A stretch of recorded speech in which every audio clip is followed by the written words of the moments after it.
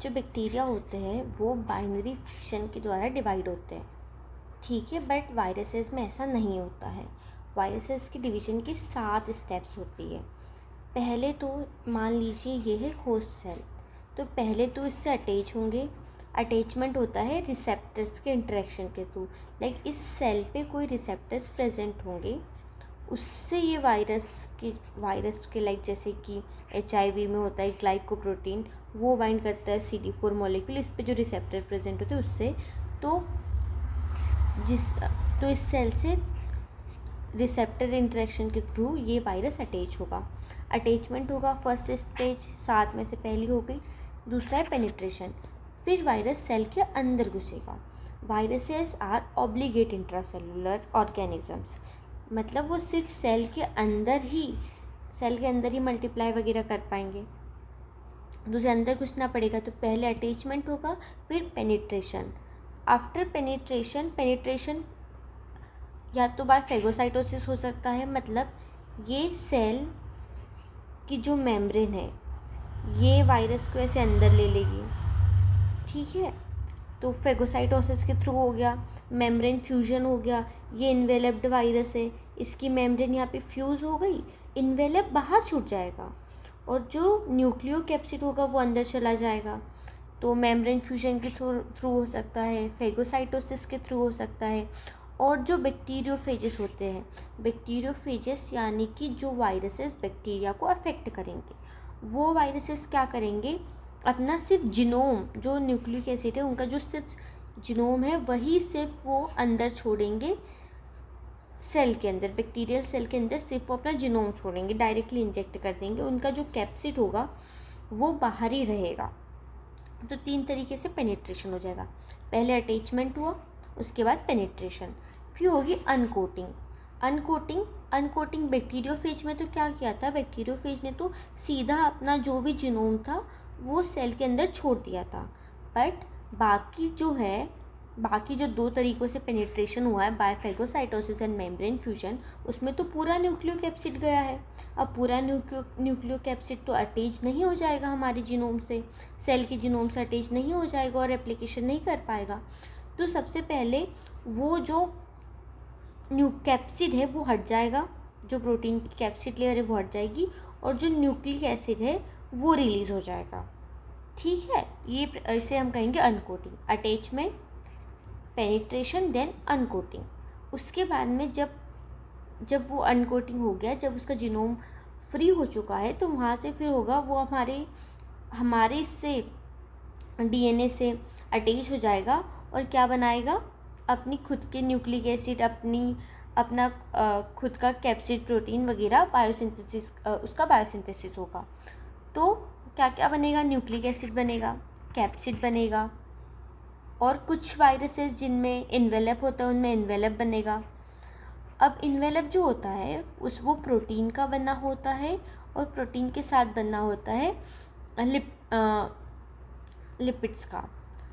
तो जो लिपिड वाला पार्ट है ना, लिपिड वाला पार्ट वो हमारी खुद के सेल मेम्ब्रेन से डिराइव करता है, और जो प्रोटीन्स है वो हमारी मशीनरी यूज़ करके वो प्रोटीन्स खुद बनाएगा। और जो एंजाइम्स रिक्वायर होते हैं वायरल रेप्लिकेशन के लिए वो भी बनते हैं। 2 स्टेप्स में होगा अभी बायोसिंथेसिस, हम देखेंगे। तो अब ये आपको याद रखना है कि न्यूक्लिक एसिड का रेप्लिकेशन कहाँ पे हो रहा है।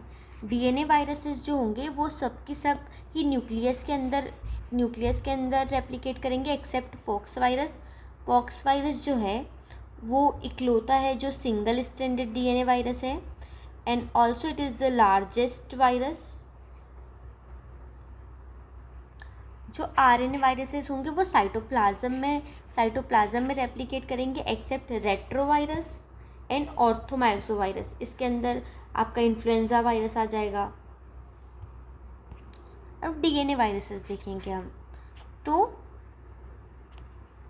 इसमें क्या होगा, पहले ट्रांसक्रिप्शन होगा, तो उससे जो पेरेंटल DNA बना, mRNA बना, अर्ली mRNA बना, और अर्ली प्रोटीन्स होंगे ये नॉन स्ट्रक्चरल प्रोटीन्स होंगे। मतलब जो हम वायरल वायरस का जो स्ट्रक्चर होता है ना, जीनोम प्लस कैप्सिड, ये उसका पार्ट नहीं है। ये नॉन स्ट्रक्चरल प्रोटीन्स है जो कि वायरल रेप्लिकेशन में हेल्प करेंगे। ये क्या करेंगे, बेसिकली ये होस्ट का जो मेटाबॉलिज्म है उसको शट डाउन कर देंगे ताकि फिर वायरल रेप्लिकेशन हो पाए अच्छे से। तो फिर वायरल रेप्लिकेशन होगा, फिर वापस से डीएनए बनेगा, डीएनए से लेट एमआरएनए बनेगा, 2 बार एमआरएनए बन रहा है, अर्ली एमआरएनए, लेट एमआरएनए, और फिर ट्रांसलेशन होगा और late proteins. These are structural proteins. अब इनकी होगी असेंबली, लाइक हमने न्यूक्लिक एसिड बना लिया, हमने प्रोटीन्स बना लिए कैप्सिड के लिए, तो बेसिकली अब वो दोनों असेंबल हो जाएंगे। असेंबली होगी जो कि अटैचमेंट, देन पेनिट्रेशन हुआ, उसके बाद में अनकोटिंग एंड देन बायोसिंथेसिस।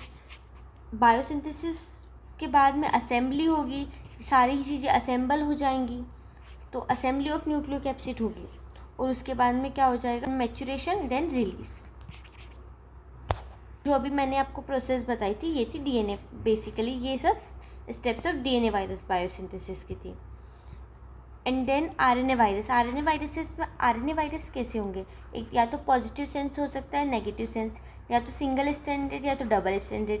सारे आरएनए वायरसेस सिंगल स्टैंडर्ड है, डबल स्टैंडर्ड सिर्फ एक है, रियोविरिडाई फैमिली से जो बिलोंग करेंगे वो, ठीक है। तो अब type 1 positive sense single standard, negative sense single standard.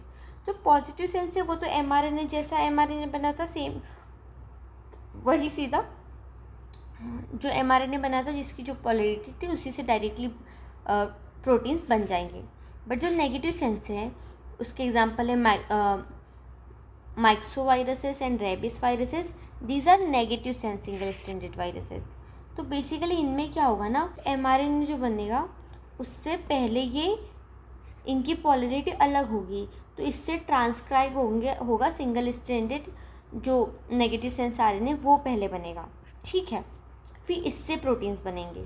वहाँ पे क्या था, वहाँ पे एमआरएनए और जो आरएनए था पॉजिटिव सेंस आरएनए दोनों की पोलैरिटी सेम थी, इसलिए डायरेक्टली एमआरएनए से बन गया था। यहाँ पे पहले ट्रांसक्रिप्शन होगा, वो पहले नेगेटिव सेंस से पॉजिटिव सेंस जो एमआरएनए था वो पहले अपना नेगेटिव सेंस एसएसआरएनए में कन्वर्ट होगा, उसके बाद बनेगा। डबल स्टैंडर्ड एक ही मैंने आपको बताया था, रियो वायरस, जो कि सेगमेंटेड होता है। अब इसमें क्या होगा, इसमें दोनों ही पॉजिटिव एंड नेगेटिव स्ट्रैंड है वो दोनों ही टेम्पलेट की तरह काम करेंगे और इससे कॉम्प्लीमेंट्री स्ट्रैंड बनेगी। अब रेट्रोवायरस क्या है, रेट्रोवायरस डबल स्ट्रैंडेड नहीं है, बट यहाँ पे दो आरएनए बेसिकली 2 कॉपीज है सिंगल स्ट्रैंडेड आरएनए की, ठीक है। यहाँ पे रिवर्स ट्रांसक्रिप्टेड एंजाइम की हेल्प से बनता है। अब असेंबली मैंने आपको बताया था, जैसे हमारे पास न्यूक्लियस बन गया, कैप्सिड बन गया, वैसे असेंबल हो जाएंगे। Maturation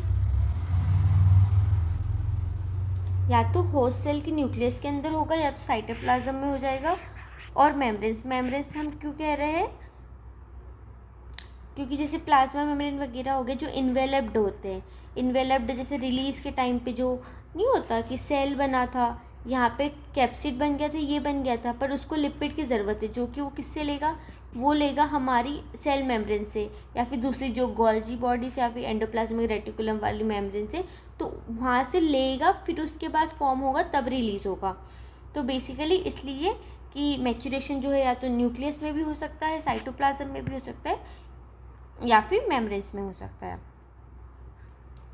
release of daughter videos of side bar lysis, या तो होस्ट सेल जो है वो बस्ट हो जाएगा और उसके बाद डॉटर्स रिलीज हो जाएंगी, या तो बडिंग हम किस में देखेंगे, इन्वेलप्ड में, क्योंकि सेम मैकेनिज्म जैसा भी आपको हमने मैच्योरेशन में बताया था सेम वैसे ही। Defective viruses, basically these are the viruses जो कि खुद से अब बिना किसी दूसरे वायरस की हेल्प के रेप्लिकेशन नहीं कर सकते। जैसे कि हेपेटाइटिस डी वायरस होता है, उसका इन्फेक्शन हेपेटाइटिस बी वायरस के साथ ही होगा, क्योंकि बिकॉज ऑफ जेनेटिक डेफिशिएंसी वो खुद से रेप्लिकेट नहीं कर सकता। And adeno associated satellite virus जो कि डिपेंड होगा एडिनो वायरस पे।